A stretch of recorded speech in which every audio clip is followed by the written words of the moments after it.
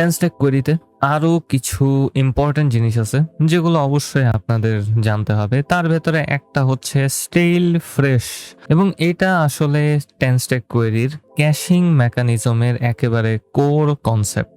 আমি এখানে আপনাদের জন্য একটা কম্পোনেন্টকে তৈরি করে নিছি, এবং এই কম্পোনেন্টটা ইউজ কোয়েরি হুকটাকে ব্যবহার করতেছে, এবং এইটা ফেচ ডাটা ফাংশনটাকে অ্যাক্টিভেট করতেছে, যার মাধ্যমে ব্যাকএন্ড থেকে ডাটাগুলো নিয়ে আসা হইতেছে, এবং তারপর আমি ডাটাগুলোকে জাস্ট স্ক্রিনে রেন্ডার করে দিতেছি।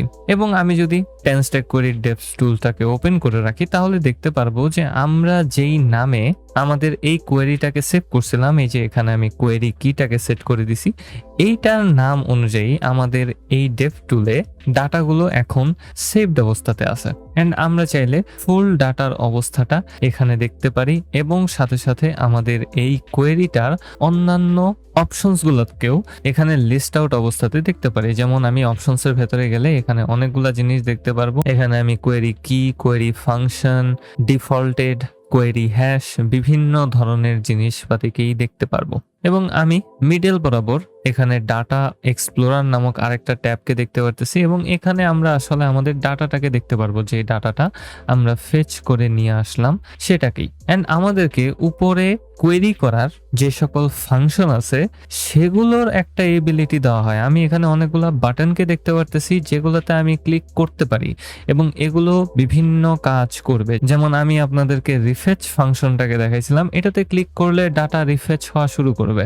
অ্যাজ ইউ ক্যান সি, আমি রিফেচ বাটনে আরেকবার ক্লিক করি, আমাদের ডাটা ফেচ হইতেছিল। ডান দিকে এখানে দেওয়া হবে যে আসলে স্টেটটা কি আমাদের ডাটার। তো এই ক্ষেত্রে আমাদের ডাটার স্টেট এখন লেখা আছে এখানে স্টেইল, এবং আমি যখন রিফেচ বাটনে ক্লিক করব তখন ফেচিং স্টেটে চলে আসবে, তারপর এটা ডাইরেক্টলি স্টেইল স্টেটে চলে আসবে। এবং এখন আপনাদের সাথে এটা বোঝানোর জন্য স্টেইল ফ্রেশ ডাটার ব্যাপারে আলোচনা করতে হবে। টেনস্ট্যাক কোয়েরিতে যখন আপনি কোনো একটা ডাটাকে ফেচ করে নিয়ে আসেন, তখন সেই ডাটাটা ক্যাশে সেভড অবস্থাতে থাকে, এবং ক্যাশটা হচ্ছে একটা ইন্টারনাল স্টোরেজের মতো, যেটা আসলে ব্যবহৃত হবে আপনার ওয়েবসাইটটাকে আরেকটু ফাস্ট এবং সিমলেস করার জন্য।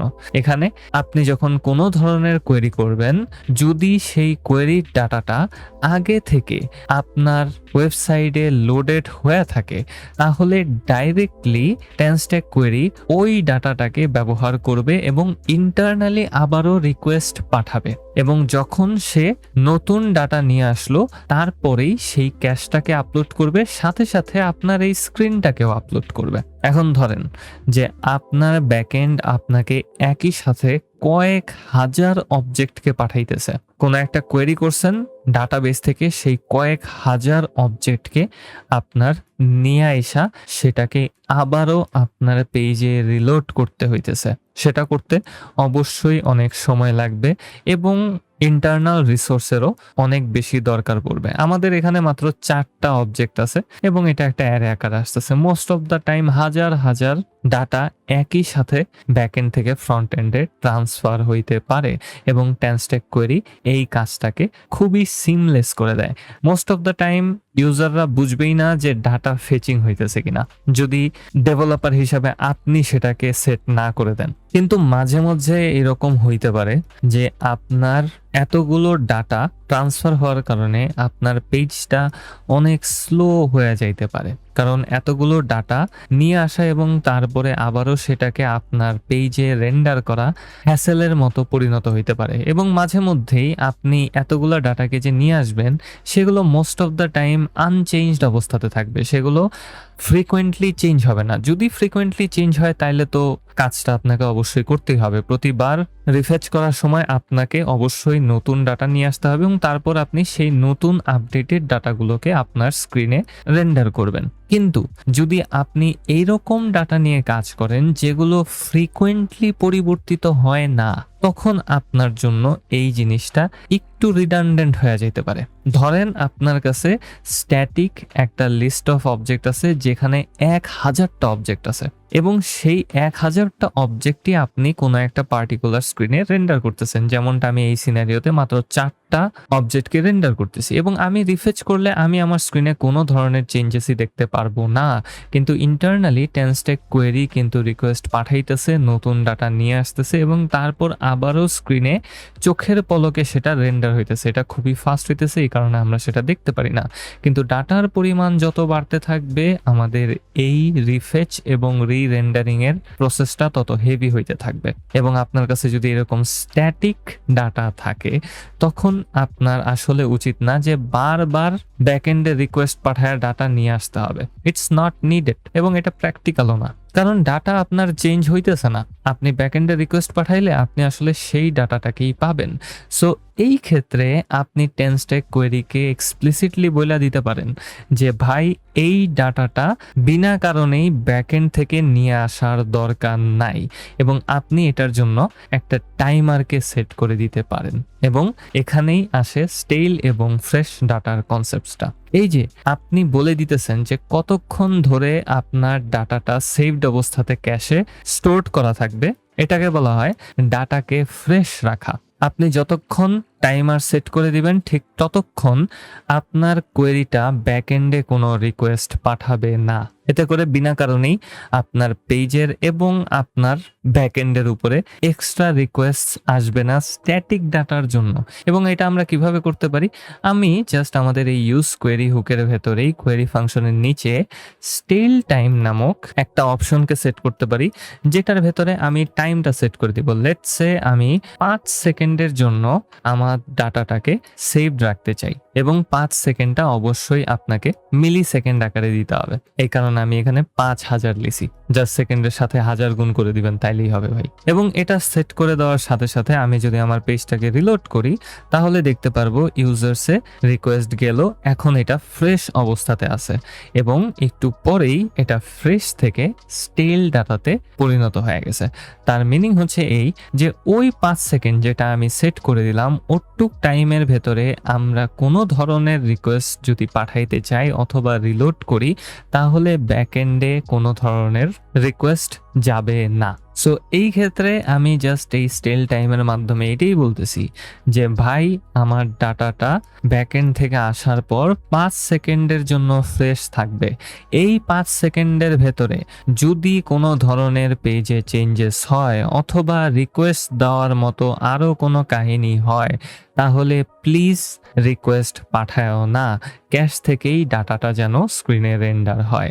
যখনই ফ্রেশ থেকে স্টেল হয়ে গেল আমাদের ডাটা তারপরেই আসলে রিকোয়েস্টটা যাবে। সো এই ক্ষেত্রে আমি যদি রিফেচ বাটনটাতে আরো একবার ক্লিক করি তাহলে দেখতে পারবো ফেচ হইতেছে, তারপরে এটা ফ্রেশ আছে, কিছুক্ষণের জন্য ফ্রেশ থাকবে, একটু টাইমের ভেতরে ক্যাশের ডাটাই শুধু আসবে, ব্যাকএন্ডে কোনো রিকোয়েস্ট যাবে না। এবং স্টেল হয়ে যাওয়ার পর যদি আমরা কোনো ধরনের এরকম কাজ করি যেটা আমাদের কোয়েরিকে অ্যাক্টিভেট করবে তখনই শুধুমাত্র রিকোয়েস্টটা যাবে। এবং এটা আমি আপনাকে রিলোড করা অথবা রিফেচ বাটনে ক্লিক করার মাধ্যমে দেখাইতে পারবো না, কারণ রিফেচ বাটনটা আসলে ডাইরেক্টলি স্টেল ফ্রেশের কনসেপ্টসকে কমপ্লিটলি অগ্রাহ্য করা যায়। এটা নিয়ে আমি পরবর্তী ভিডিওতে আরও বিস্তর ডিসকাশন করব, কিন্তু আপাতত আপনাদেরকে আমি একটা এক্সাম্পল দিয়ে দেখাইতে চাই। আমি app.tsx এ চলে আসবো এবং এখানে জাস্ট একটা টগল ফাংশনালিটিকে আমি ইমপ্লিমেন্ট করব। সো এই ক্ষেত্রে আমি const toggle set toggle is equals to use state hook এবং আমি এটা শুরুতে সেট করে দিব ট্রুতে, এবং আমি স্টেল ফ্রেশ এই কম্পোনেন্টটাকে তখনই রেন্ডার করব যখন আমার এই টগল স্টেট ভ্যারিয়েবলটা ট্রু হবে। সো এই ক্ষেত্রে আমি একটা এক্সপ্রেশনকে নিয়ে নিব, টগলটাকে চেক করব, যদি টগল ট্রু হয় তাহলে আমি স্টেল ফ্রেশটাকে রেন্ডার করব। অ্যান্ড আমি এখানে কোনো ধরনের চেঞ্জেসই দেখতে পারবো না কারণ টগলটা বাই ডিফল্ট ট্রুতে সেট করা আছে। আমি একটা বাটনকে দিয়ে দিব এখানে যেটার ভেতরে লেখা থাকবে টগল, এবং বাটন যখন আমি ক্লিক করব এটার জন্য অন ক্লিক অ্যাট্রিবিউটটাকে সেট করতে হবে। তখন আমি জাস্ট টগলের স্টেটটাকে উল্টায় দিব। তো এখানে সেট টগল ফাংশনটাকে ব্যবহার করতে পারি এবং এটার ভেতরে আমি ভ্যালু সেট করে দিব নট টগল ভ্যালুতে। এতে করে আগের যে টগল ভ্যালুটা ছিল সেটা পরিবর্তিত হয়ে অপোজিট ভ্যালুতে সেট হয়ে যাবে। সো ট্রু ছিল, এখন এটা ফলস হয়ে যাবে, ফলস থাকলে ট্রু হয়ে যাবে। এবং আমি সাইড বাই সাইড কম্পারিজন করার জন্য আমাদের টগলের ঠিক উপরে আরো একবার এই স্টেইল ফ্রেশ কম্পোনেন্টটাকে রেন্ডার করব। এতে করে দুইবার আমরা সেম জিনিসপাতিগুলো এখানে দেখতে পারবো। নিচেরটা আমরা টগল করতে পারি, উপরেরটাতে কোনো ধরনের টগল হবে না। এখানে দুইটা আলাদা আলাদা ইনস্ট্যান্সে সেম ডাটাটাই রেন্ডার হইতেছে এবং আমি এখানে 5 সেকেন্ডের বদলে এটাকে 1 মিনিট করে দিতে চাই। সো এই ক্ষেত্রে আমি 60,000 লিখে দিব, তাহলে 1 মিনিটের জন্য আমাদের ডাটাটা ফ্রেশ থাকবে। আমি একটু রিলোড করব, ডাটাটা ফেচ হইতেছে এবং ফেচ হয়ে যাওয়ার পর স্ক্রিনে রেন্ডার হইলো। এবং এখন আমি আমার এই নিচের কম্পোনেন্টটাকে টগল করতে পারি। আমি এটাকে অফ করে দিলাম, কোনো ধরনের চেঞ্জেসই হবে না। যেহেতু আমি আপনাদেরকে আগেই বলছিলাম যে যখন আমরা কোনো একটা কম্পোনেন্টকে মাউন্ট করব ওইটার ভেতরে ইউজ কোয়েরি হুক থাকলে সেটা অ্যাক্টিভেট হবে।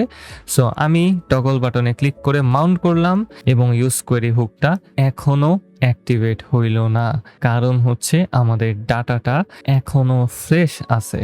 আমরা বলে দিছি যে 60 সেকেন্ড পরিমাণ সময় আমাদের ডাটাটা ফ্রেশ থাকবে। ওটুক টাইমের ভেতরে কোনো ধরনের কোয়েরি হোক, ইট ডাজেন্ট ম্যাটার, এই কোয়েরি অ্যাক্টিভেট হবে না।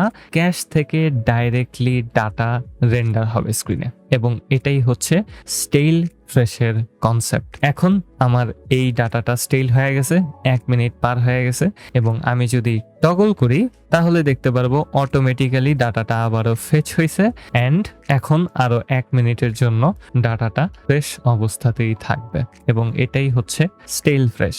মোট কথা হচ্ছে ভাই যে আপনি কন্ট্রোল করতে পারেন যে কখন আপনার ডাটা ব্যাকএন্ড থেকে আসবে, কখন আসবে না, কতক্ষণ সময় আপনি শুধুমাত্র ক্যাশের ডাটা ব্যবহার করবেন, কতক্ষণ সময় পরে আপনি আবারও ব্যাকএন্ড থেকে ফেচ করতে চান।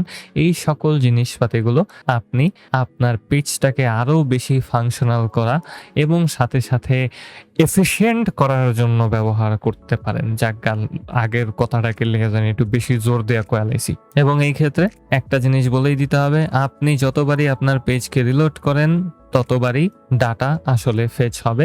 আপনি আপনার পেজকে কমপ্লিটলি রিসেট করতেছেন, সো বাই ডিফল্ট 10 স্ট্যাক কোয়েরিও রিসেট হয়ে যাবে এবং আপনি যখন রিফেচ বাটনে ক্লিক করবেন অথবা রিফেচ ফাংশনকে ব্যবহার করবেন তখনও এটা ফোর্স রিস্টার্ট করবে আপনার কোয়েরিটা যেন ডাটাটাকে ফেচ করে নিয়ে আসে। সো এটা আসলে আপনার ডাটার স্টেটটাকে কমপ্লিটলি ইগনোর করে যাবে এবং রিফেচ ফাংশনটা আপনি যদি ডাইরেক্টলি কোডেও ব্যবহার করেন এক্স্যাক্টলি সেম টু সেম ওয়েতে এটা কাজ করে। এটা আগে আপনার করে কয়ে দিলাম কারণ পরের পার্টে আপনার করে বুঝাইতে হইব কোয়েরি ইনভ্যালিডেশন। এই এক্সাম্পলটা দিয়েই বুঝামু ভাবতেছি। আশা করি আপনারা স্টেইল ফ্রেশ এই কনসেপ্টটা ভালোভাবে বুঝতে পারছেন। যদি ভালো লেগে থাকে একটা লাইক করেন, একটা কমেন্ট করেন, একটা সাবস্ক্রাইব করেন, কারণ সাবস্ক্রাইব করলে আমার ভালো লাগে, আমার মনে শান্তি লাগে।